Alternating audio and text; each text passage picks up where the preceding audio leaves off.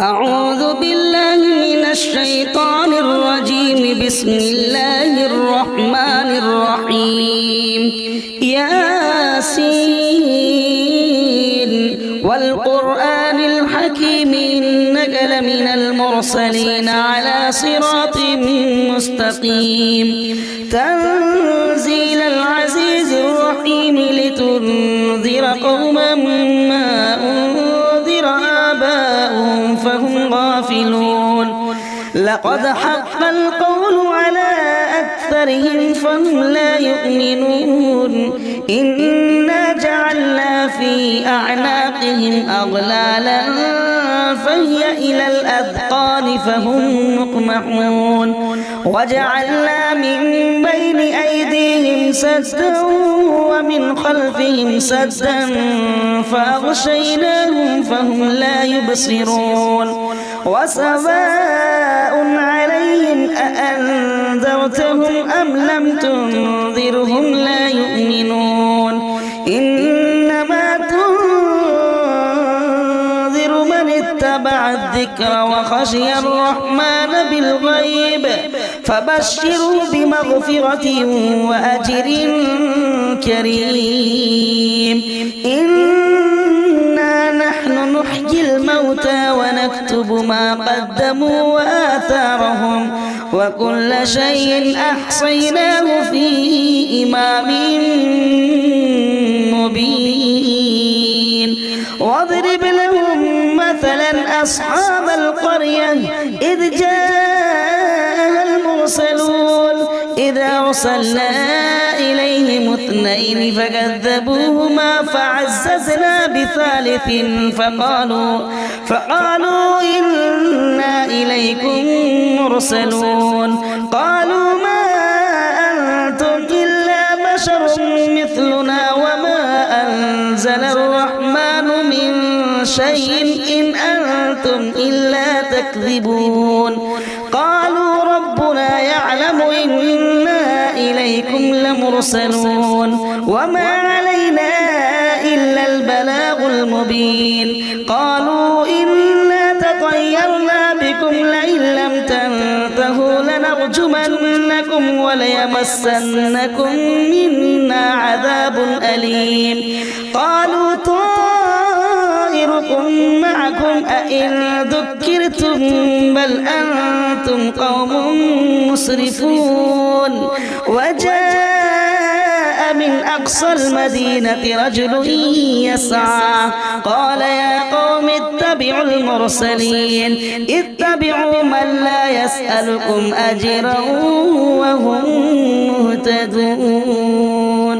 وما لي لا أعبد الذي فطرني وإليه ترجعون. أأتخذ من دونه آلهة إن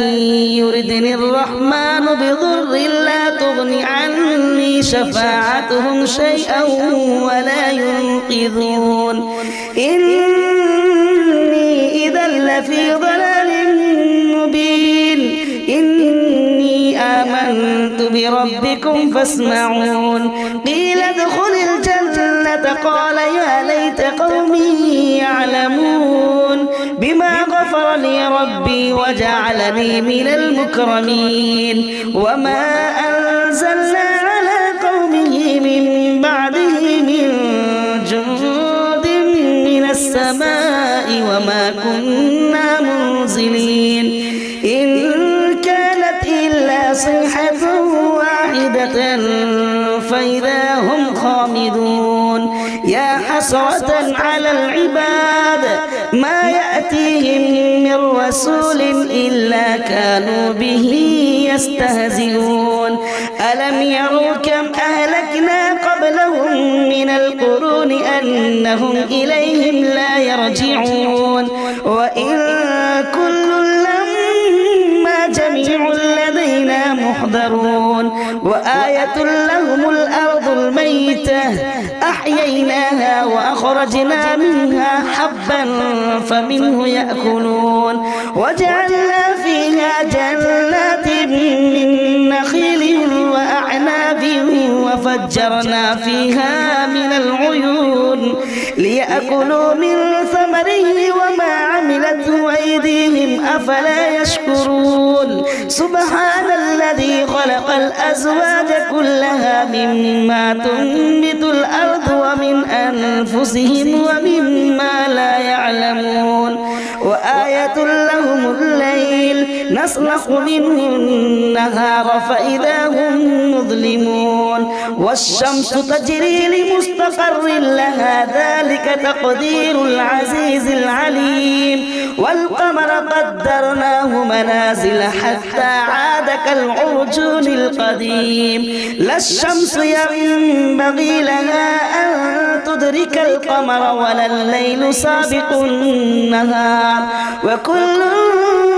في فلك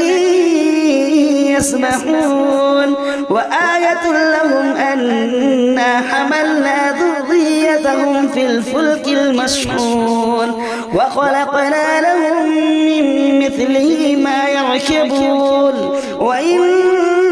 نشاء نغرقهم فلا صريخ لهم ولا هم ينقذون إلا رحمة منا ومتاعا إلى حين وإذا قيل لهم اتقوا ما بين أيديكم وما خلفكم لعلكم ترحمون وما تأتيهم من آية من آيات ربهم إلا كانوا عنها معرضين وإذا قيل لهم أنفقوا مما رزقكم الله قال الذين كفروا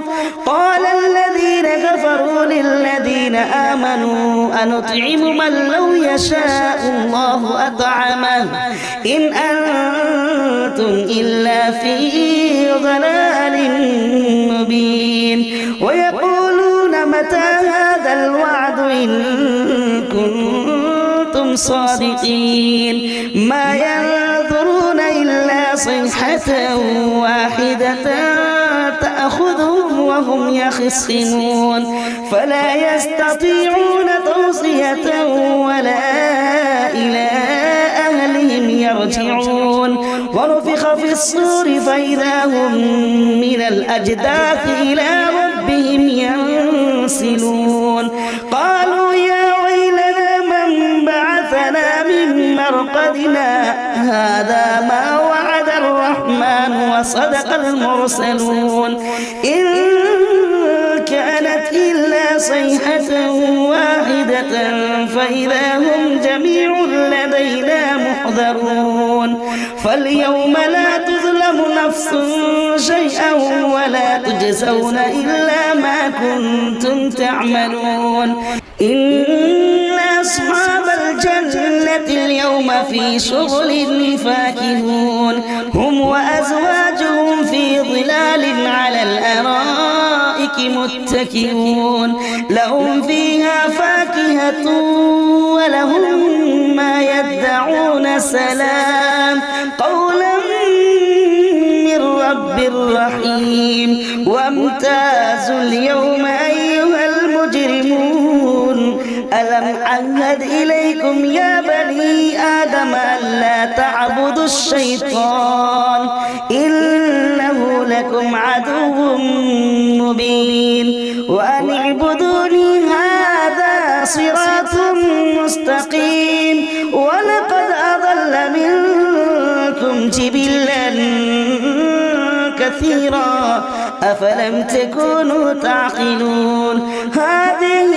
جهنم التي كنتم توعدون اصلوها اليوم بما كنتم تكفرون اليوم نختم على أفواههم وتكلمنا أيديهم وتشهد أرجلهم بما كانوا يكسبون ولو نشاء لطمسنا على أعينهم فاستبقوا الصراط فأنى يبصرون ولو نشاء لمسخناهم على مكانتهم فما استطاعوا مضيا ولا يرجعون ومن نعمره ننكسه في الخلق أفلا يعقلون وما علمناه الشعر وما ينبغي له إن هو إلا ذكر وقرآن مبين لينذر من كان حيا ويحق القول على الكافرين أولم يروا أنا خلقنا لهم مما عملت أيدينا أنعاما فهم لها مالكون وذللناها لهم فمنها ركوبهم ومنها يأكلون ولهم فيها منافع ومشارب أفلا يشكرون واتخذوا من دون الله آلهة لعلهم ينصرون لا يستطيعون نصرهم وهم لهم جند محضرون فلا يحزنك قولهم إنا نعلم ما يسرون وما يعلنون أولم يرى الإنسان أنا خلقناه من نطفة فإذا هو خصيم مبين وضرب لنا مثلا ونسي خلقه قال من يحيي العظام وهي رميم قل يحييها الذي أنشأها أول مرة وهو بكل خلق عليم الذي جعل لكم من الشجر الأخضر نارا فإذا أنتم منه توقدون أوليس الذي خلق السماوات والأرض بقادر على أن يخلق مثلهم بلى وهو الخلاق العليم إنما أمره إذا أراد شيئا أن يقول له كن فيكون فسبحان الذي بيده ملكوت كل شيء وإليه ترجعون بسم الله الرحمن الرحيم الرحمن علم القرآن خلق الإنسان علمه البيان الشمس والقمر بحسبان والنجم والشجر يسجدان والسماء رفعها ووضع الميزان ألا تطغوا في الميزان وأقيموا الوزن بالقسط ولا تخسروا الميزان والأرض وضعها للأنام فيها فاكهة والنخل ذات الأكمام والحب ذو العصف والريحان فبأي آلاء ربكما تكذبان خلق الإنسان من صلصال كالفخار وخلق الجن من مارج من نار فبأي آلاء ربكما تكذبان رب المشرقين ورب المغربين فبأي آلاء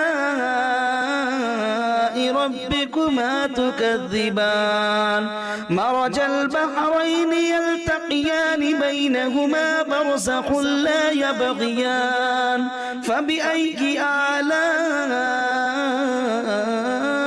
ربكما تكذبان يخرج منهما اللؤلؤ والمرجان فبأي آلاء ربكما تكذبان وله الجوار المنشآت في البحر كالأعلام فبأي آلاء ربكما تكذبان كل من عليها فان ويبقى وجه ربك ذو الجلال والإكرام فبأي آلاء ربكما تكذبان يسأله من في السماوات والأرض كل يوم هو في شأن فبأي آلاء ربكما تكذبان سنفرغ لكم أيها الثقلان فبأي آلاء ربكما تكذبان يا معشر الجن والإنس إن استطعتم أن تنفذوا من أقطار السماوات والأرض فانفذوا لا تنفذون إلا بسلطان فبأي آلاء ربكما تكذبان يرسل عليكما شواظ من نار ونحاس فلا تنتصران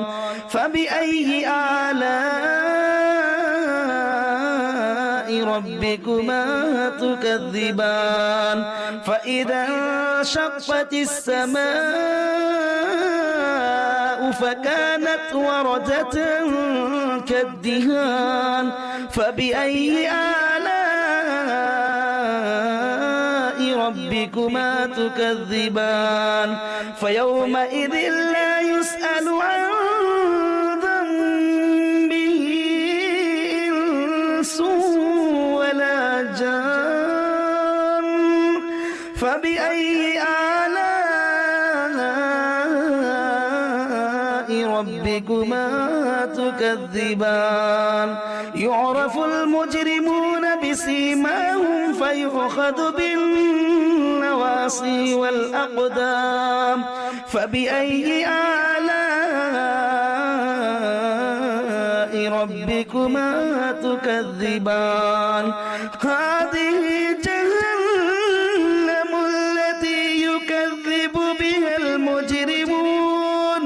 يطوفون بينها وبين حميم آن فبأي آلاء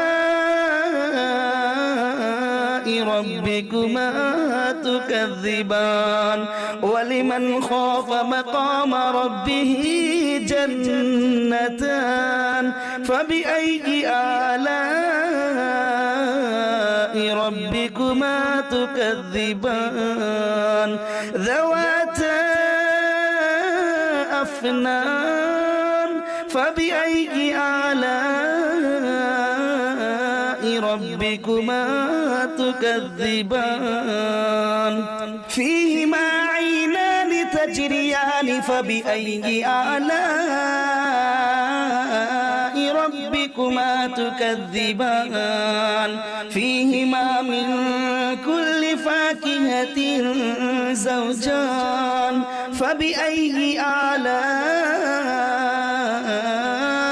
ربكما تكذبان متكئين على فرش بطائنها من استبرق وجنى الجنتين دان فبأي آلاء ربكما تكذبان فيهن قاصرات الطرف لم يطمثهن إنس قبلهم ولا جان فبأي آلاء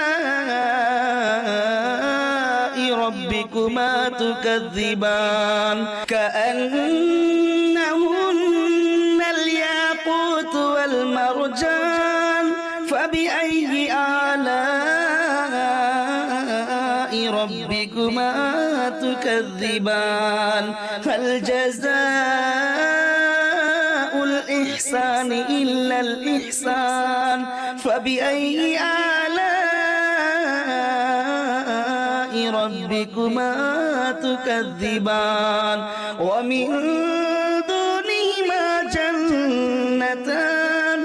فبأي آلاء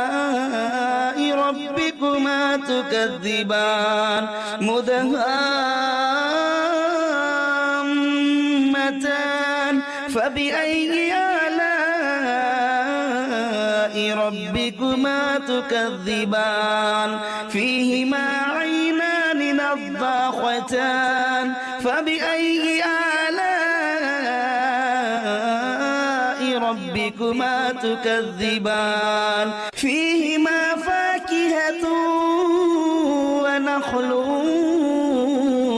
ورمان فبأي آلاء ربكما تكذبان فيهن خيرات حسان فبأي آلاء ربكما تكذبان حور مقصورات في الخيام فبأي آلاء ربكما تكذبان لم يطمثهن إنس قبلهم ولا جان فبأي آلاء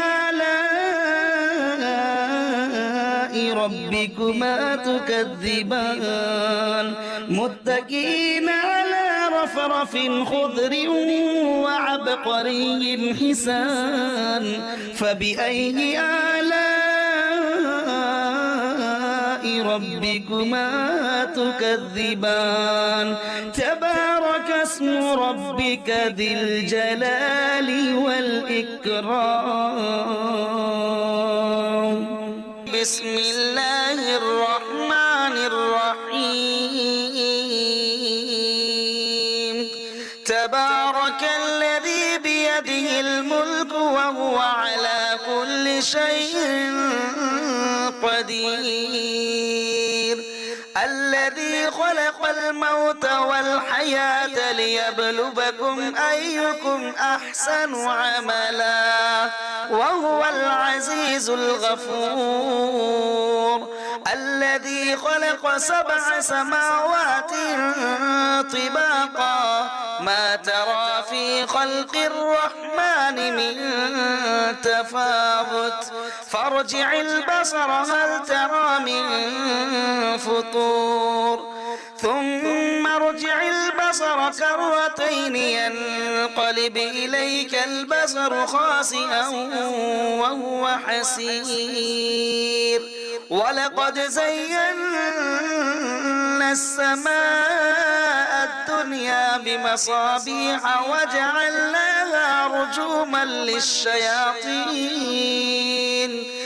رجوما للشياطين وأعتدنا لهم عذاب السعير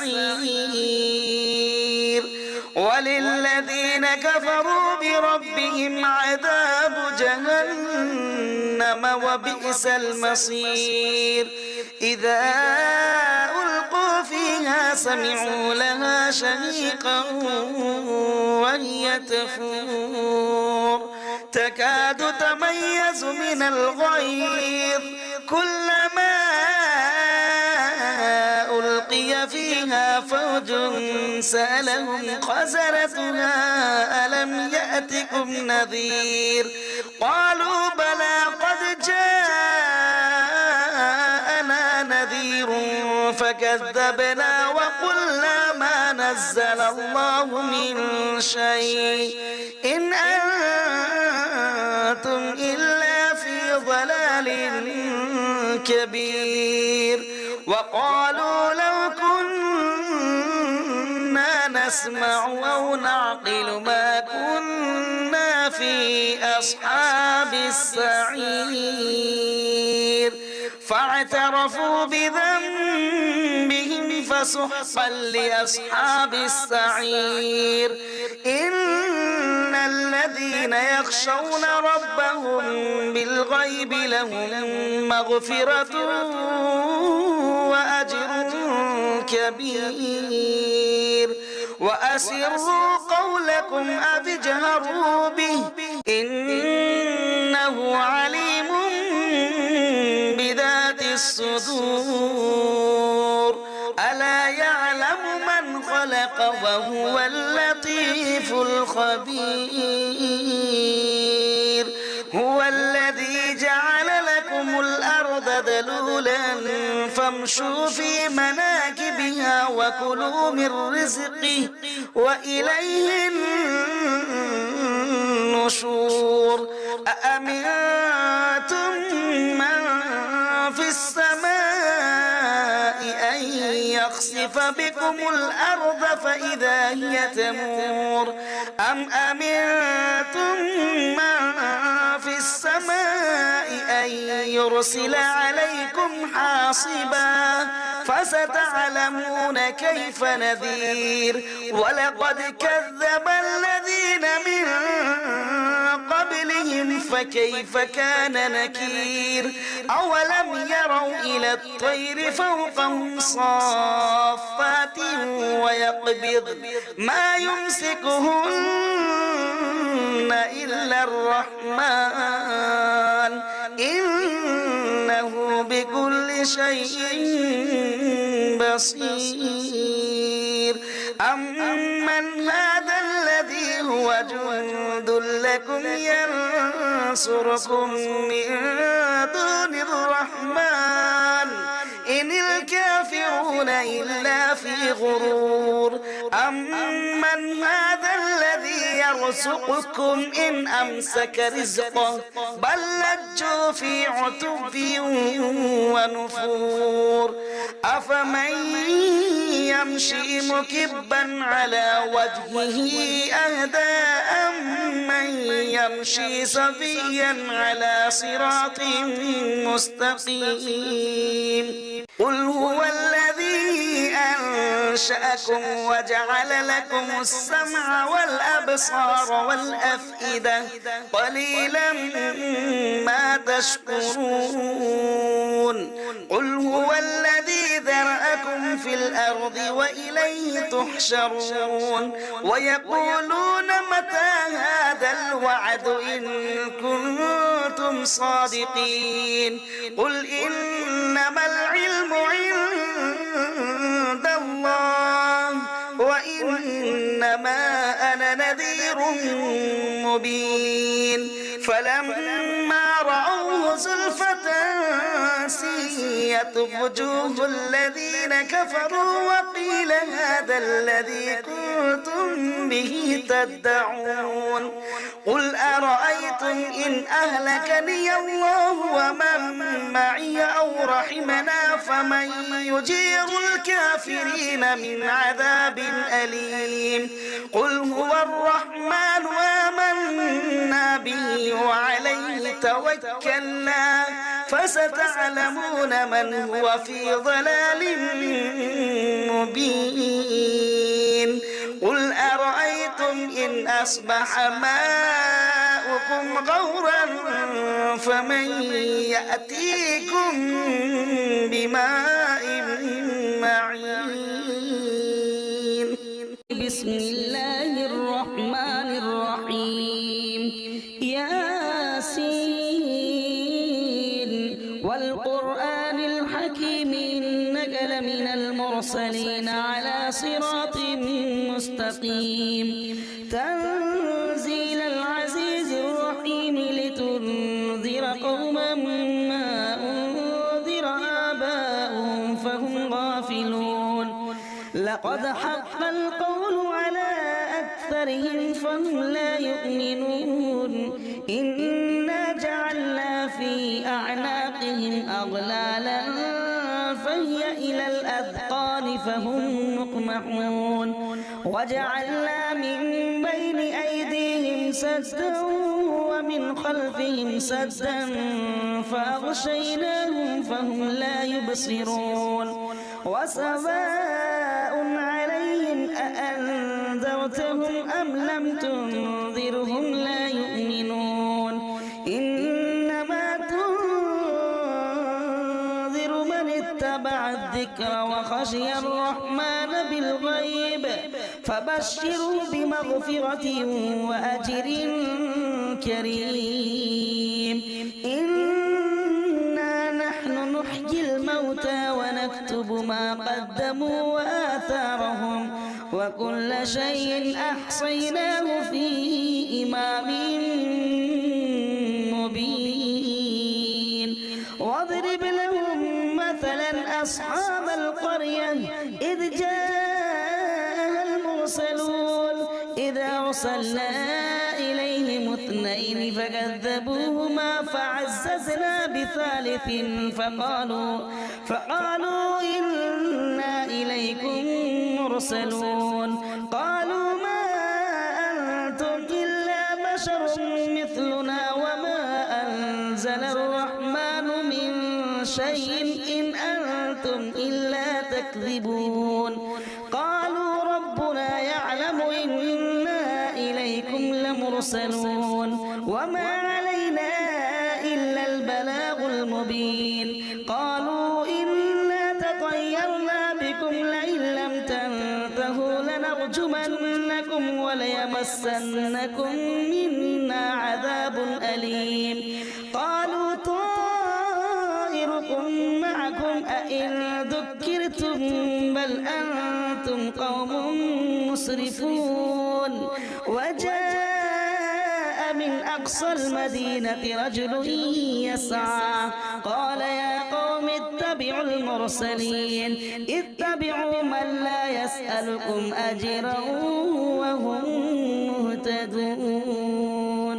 وما لي لا أعبد الذي فطرني وإليه ترجعون أأتخذ من دونه آلهة إن يردني الرحمن بضر لا تغن عني شفاعتهم شيئا ولا ينقذون إني إذا لفي ضلال مبين إني آمنت بربكم فاسمعون قيل ادخل الجنة قال يا ليت قومي يعلمون بما غفر لي ربي وجعلني من المكرمين وما أنزلنا على قومه من بعده من جند من السماء وما كنا منزلين إن كانت إلا صيحة واحدة فإذا هم خامدون يا حسرة على العباد ما يأتيهم من رسول إلا كانوا به يستهزئون ألم يروا كم أهلكنا قبلهم من القرون أنهم إليهم لا يرجعون وإن كل لما جميع لدينا محضرون وآية لهم الأرض الميتة أحييناها وأخرجنا منها حبا فمنه يأكلون وجعلنا فيها جنات من نخيل وأعناب وفجرنا فيها من العيون ليأكلوا من ثمره وما عملته أيديهم أفلا يشكرون سبحان الذي خلق الأزواج كلها مما تنبت الأرض ومن أنفسهم ومما لا يعلمون وآية لهم الليل نسلخ منه النهار فإذا هم مظلمون والشمس تجري لمستقر لها ذلك تقدير العزيز العليم والقمر قدرناه منازل حتى عاد كالعرجون القديم لا الشمس ينبغي لها أن تدرك القمر ولا الليل سابق النهار وكل في فلك يسبحون وآية لهم أنا حملنا ذريتهم في الفلك المشحون وخلقنا لهم من مثله ما يركبون وإن نشأ نغرقهم فلا صريخ لهم ولا هم ينقذون إلا رحمة منا ومتاعا إلى حين وإذا قيل لهم اتقوا ما بين أيديكم وما خلفكم لعلكم ترحمون وما تأتيهم من آية من آيات ربهم وإذا قيل لهم أنفقوا مما رزقكم الله قال الذين كفروا للذين آمنوا أنطعم من لو يشاء الله أطعمه إن أنتم إلا في ضلال مبين ويقولون متى هذا الوعد إن كنتم صادقين ما ينظرون إلا صيحة واحدة تأخذهم وهم يخصمون فلا يستطيعون توصية ولا إلى أهلهم يرجعون ونفخ في الصور فإذا هم من الأجداث إلى ربهم ينسلون قالوا يا ويلنا من بعثنا من مرقدنا هذا ما وعد الرحمن وصدق المرسلون إن كانت إلا صيحة واحدة فإذا هم جميع لدينا محضرون فاليوم لا تظلم نفس شيئا ولا تجزون إلا ما كنتم تعملون إن أصحاب الجنة اليوم في شغل فاكهون هم وأزواجهم في ظلال على الأرائك متكئون لهم فيها فاكهة ولهم ما يدعون سلام قولا من رب رحيم وامتازوا اليوم أيها المجرمون ألم أعهد إليكم يا بني آدم ألا تعبدوا الشيطان إنه لكم عدو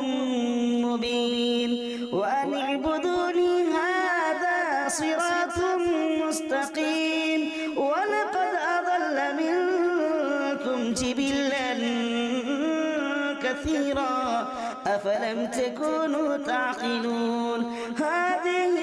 جهنم التي كنتم توعدون اصلوها اليوم بما كنتم تكفرون اليوم نختم على أفواههم وتكلمنا أيديهم وتشهد أرجلهم بما كانوا يكسبون ولو نشاء لطمسنا على أعينهم فاستبقوا الصراط فأنى يبصرون ولو نشاء لمسخناهم على مكانتهم فما استطاعوا مضيا ولا يرجعون ومن نعمره ننكسه في الخلق أفلا يعقلون وما علمناه الشعر وما ينبغي له إن هو إلا ذكر وقرآن مبين لينذر من كان حيا ويحق القول على الكافرين أولم يروا أنا خلقنا لهم مما عملت أيدينا أنعاما فهم لها مالكون وذللناها لهم فمنها ركوبهم ومنها يأكلون ولهم فيها منافع ومشارب أفلا يشكرون واتخذوا من دون الله آلهة لعلهم ينصرون لا يستطيعون نصرهم وهم لهم جند محضرون فلا يحزنك قولهم إنا نعلم ما يسرون وما يعلنون أولم ير الإنسان أنا خلقناه من نطفة فإذا هو خصيم مبين وضرب لنا مثلا ونسي خلقه قال من يحيي العظام وهي رميم قل يحييها الذي أنشأها أول مرة وهو وبكل خلق عليم الذي جعل لكم من الشجر الأخضر نارا فإذا أنتم منه توقدون أوليس الذي خلق السماوات والأرض بقادر على أن يخلق مثلهم بلى وهو الخلاق العليم إنما أمره إذا أراد شيئا أن يقول له كن فيكون فسبحان الذي بيده ملكوت كل شيء وإليه ترجعون